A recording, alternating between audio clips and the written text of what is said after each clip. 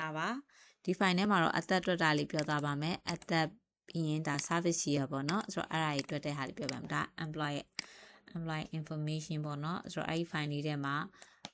ဆိုတော့ yes တွေထည့်ထားတယ်အဲ့ဒီဟာအတွက်အသက်တွက်ပါမယ်ဒီ file လေးကဒီလေ့ကျင့်ခန်း file လေးနည်းနည်းကြာပြီဖြစ်တဲ့အတွက်ကြောင့်မလို့ဆိုတော့ဒီမှာခုနှစ်လေးနည်းနည်းပြင်လိုက်ပါမယ်နော်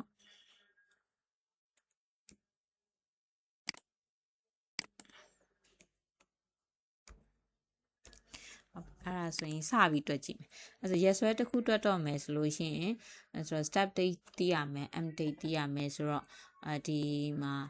မွေးနေ့တွက်တယ်ဆိုလို့ရှိရင်မွေးနေ့က date of birth ကကျင်ပြီးတော့ step date ဖြစ်ပြီးတော့ဒီနေ့ date က end date ပေါ့နော်အဲ့လိုဆိုတော့ end date ကတော့အများတန်းရွေ့နေမှာပဲ end date ကတော့ဒီနေ့အတွက်တွက်တယ်ဆိုလို့ရှိရင်ဒီနေ့ပုံစံတစ်မျိုးဖြစ်ဒီနေ့ date က end date ဖြစ်ပြီးနောက်နေ့ပြန်တွက်တယ်ဆိုရင်နေ့ပြန် end date အဲ့လိုဆိုတော့သူက end date ကတော့အများတန်းရွေ့နေမှာပဲအဲ့လိုဆိုတော့ end date ကိုပုံသေးတစ်ခုအနေနဲ့မထားဘဲနဲ့ today date နဲ့သွားပါမယ်အဲ့ဆိုတော့ formula ကတော့ date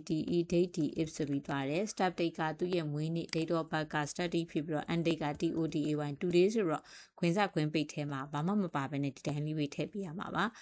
ပြီးရင်ဒီရဆွဲနှစ်ခုကြားတဲ့ခြားနာချက်ကဘာကိုရချင်တာလဲဆိုတော့နှစ်ပဲဆိုတော့ y ကိုပဲထည့်လိုက်ပြီးတော့ enter လုပ်ပါမယ်